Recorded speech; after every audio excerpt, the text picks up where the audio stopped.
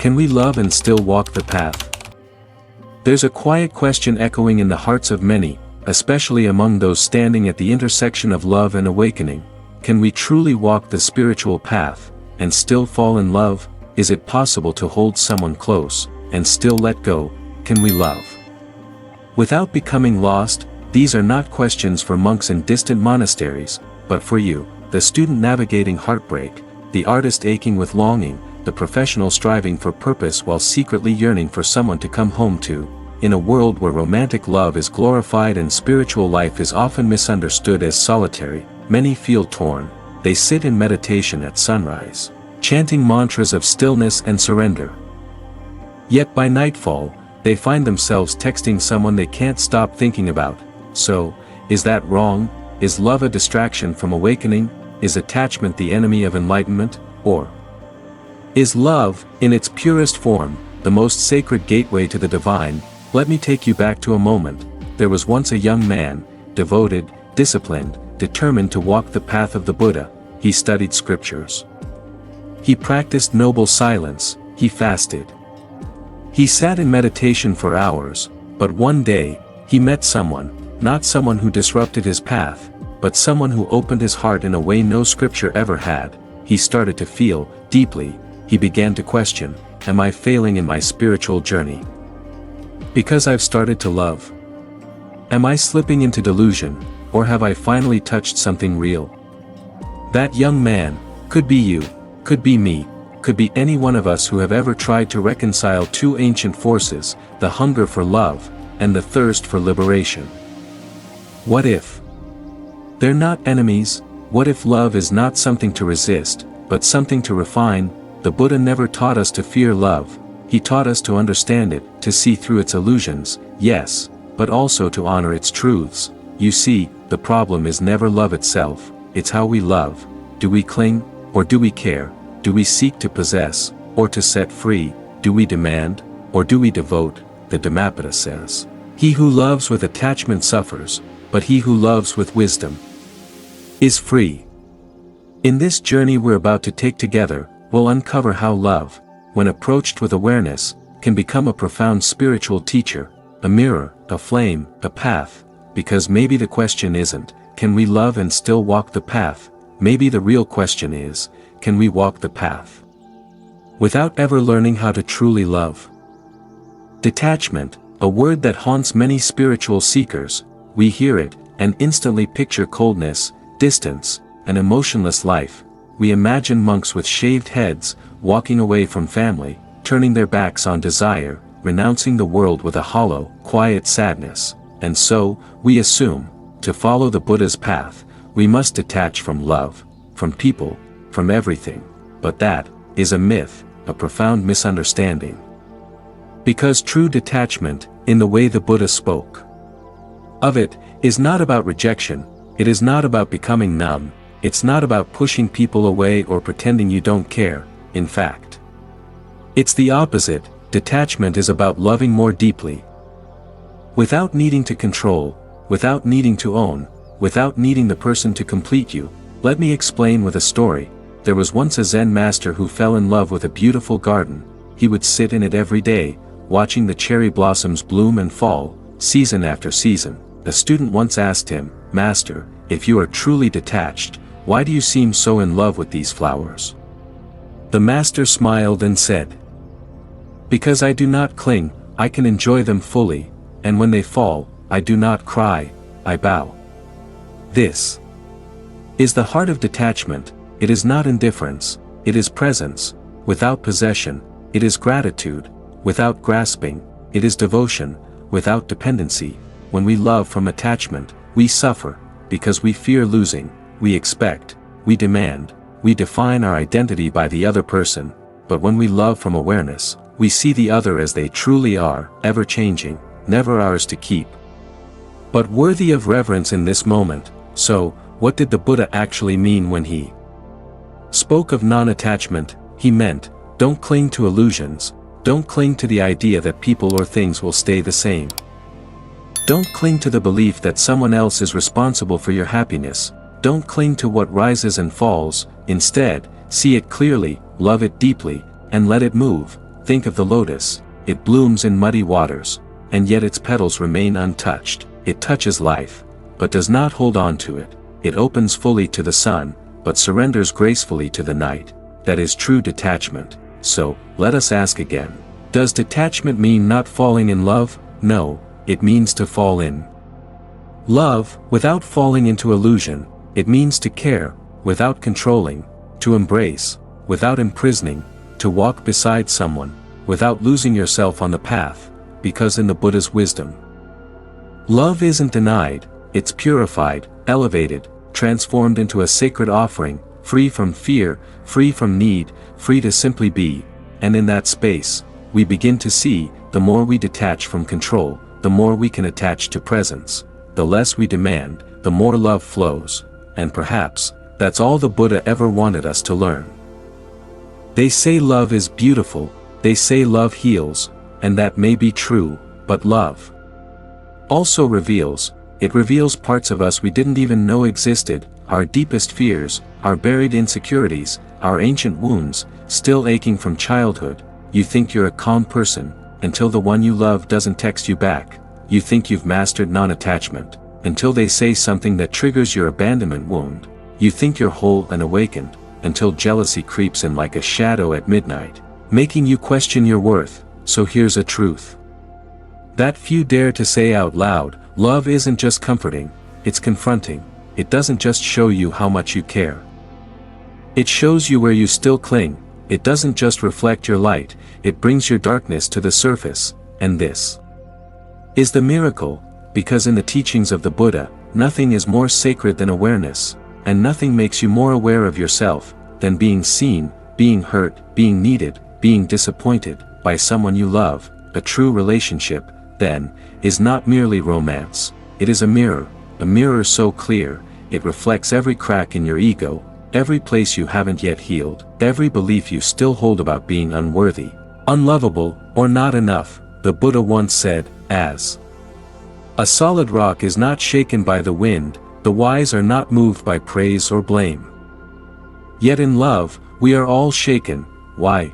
Because our identity is still tied to another's approval, because our happiness still depends on how much they love us, or don't. But this shaking is a gift, because only when the ground trembles, do we realize what parts of our temple were built on illusion. So, what if the person you're in love with is not a mistake, not a distraction, but a teacher?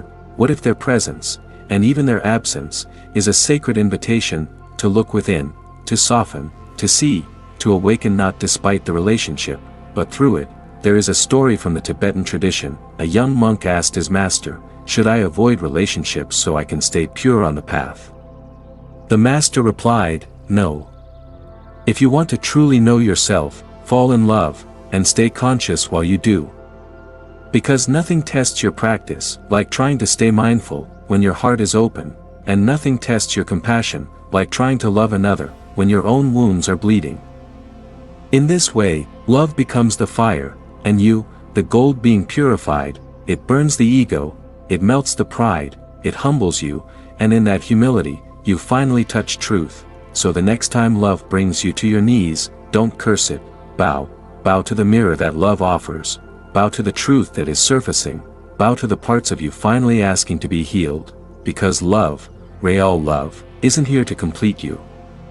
It's here to wake you up, and in that awakening, your path becomes clearer, your presence becomes deeper, your practice becomes real, not in the monastery, not on the cushion, but right here, in the messy, magnificent mirror of love.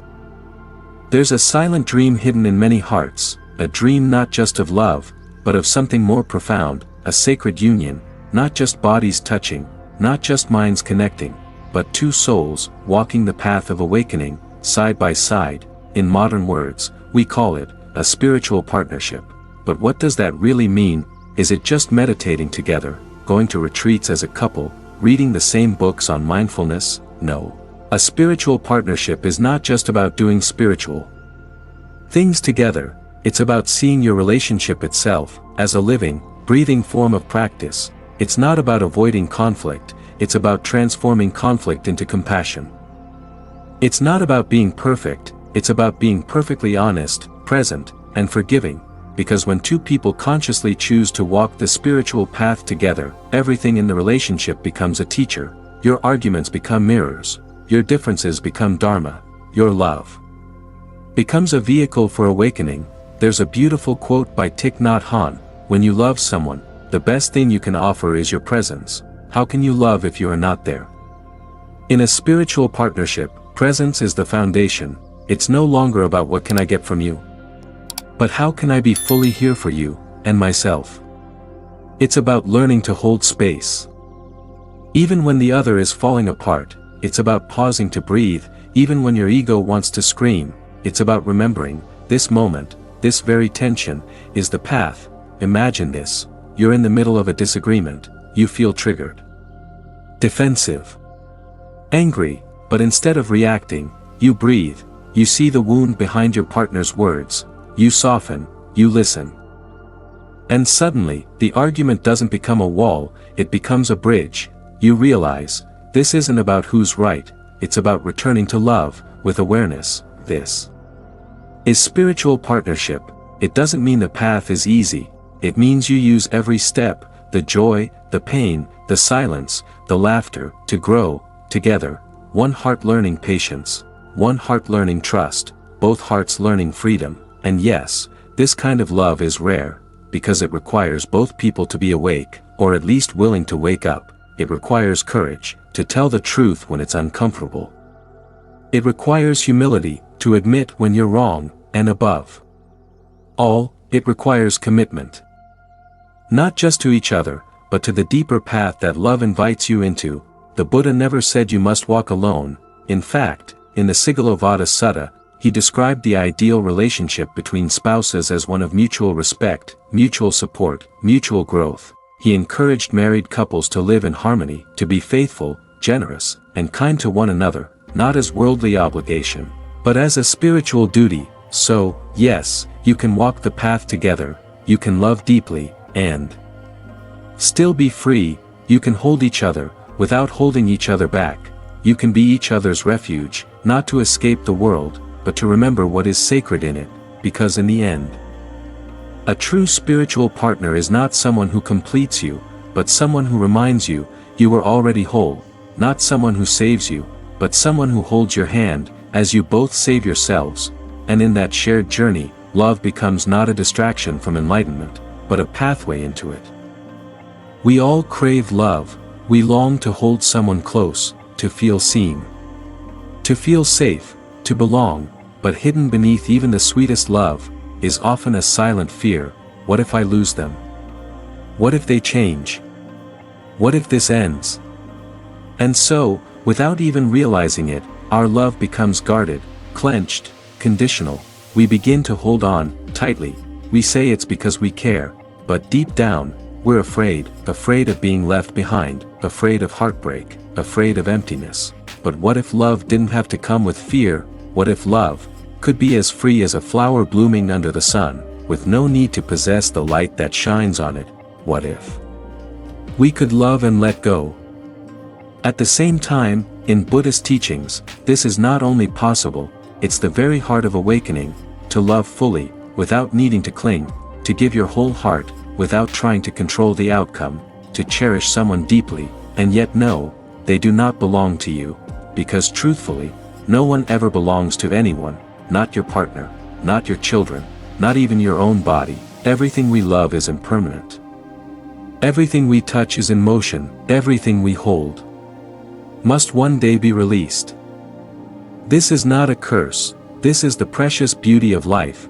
The Buddha taught, whatever is subject to origination is also subject to cessation. Meaning, if it arises, it will pass, if it is born, it will die, if it is yours, it will one day no longer be.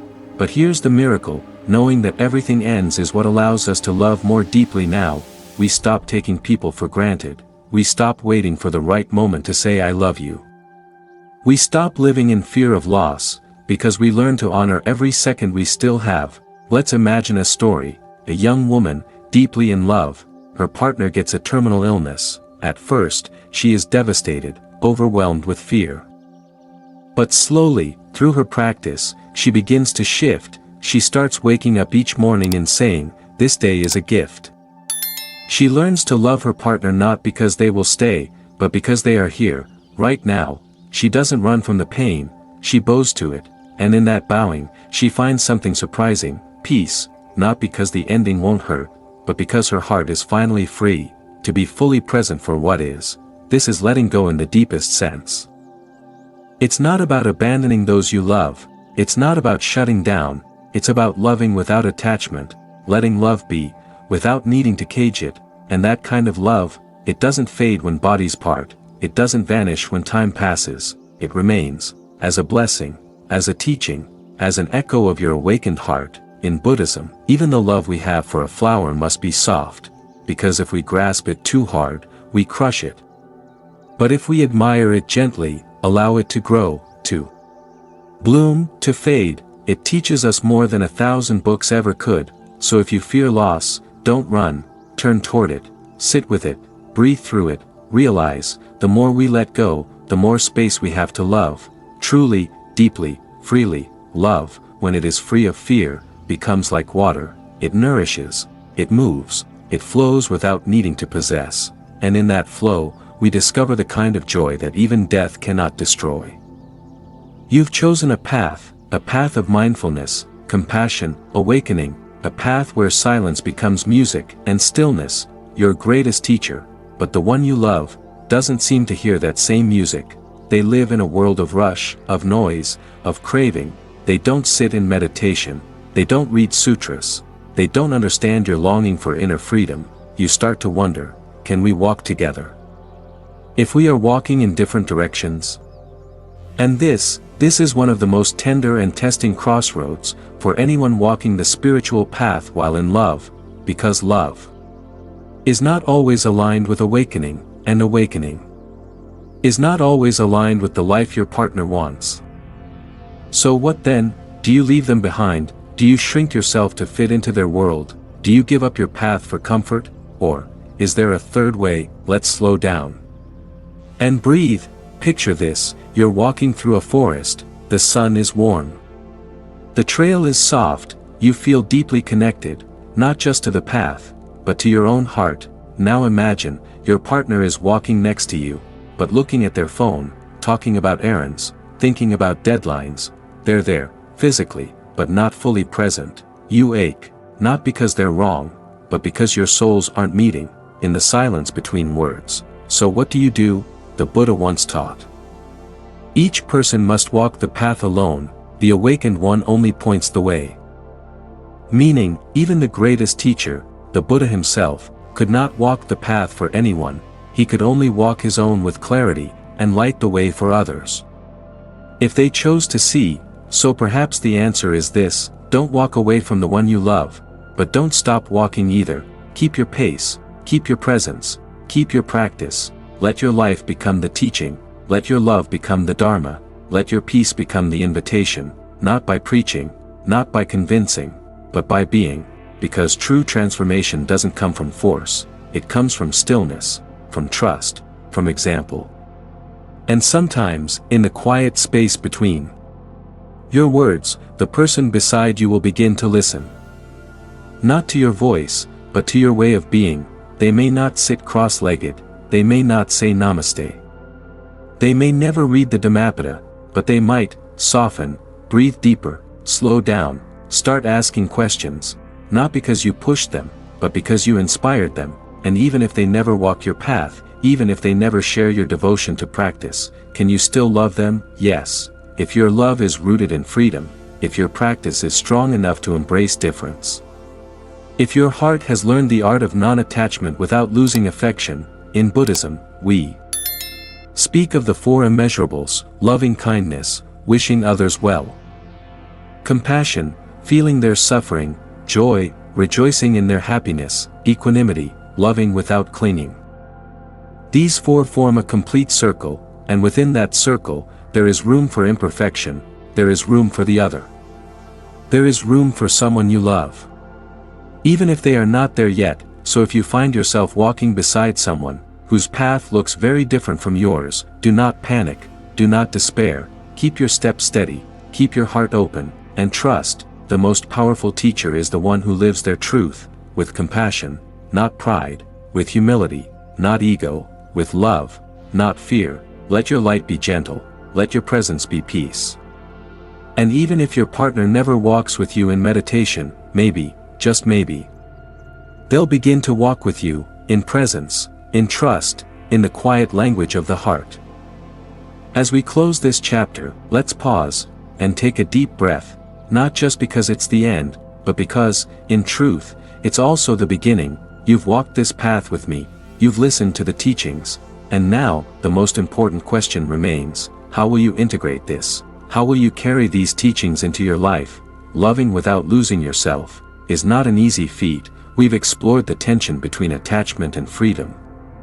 We've seen how love, in its truest form, doesn't need to possess. We've uncovered the power of letting go, while still holding on with all of our hearts. But here's the secret: loving someone else without losing yourself does not mean withdrawing or becoming detached from others. It means becoming whole within yourself first. When you are whole, you no longer need to grasp at anything, you no longer need validation, you no longer need someone to fill the emptiness, you no longer need to control love or demand it to be a certain way. Instead, you love freely, you love deeply, you love without fear. In the teachings of Buddhism, we often speak of the middle way, not the extremes of attachment and aversion, but the path that embraces both without being consumed by either.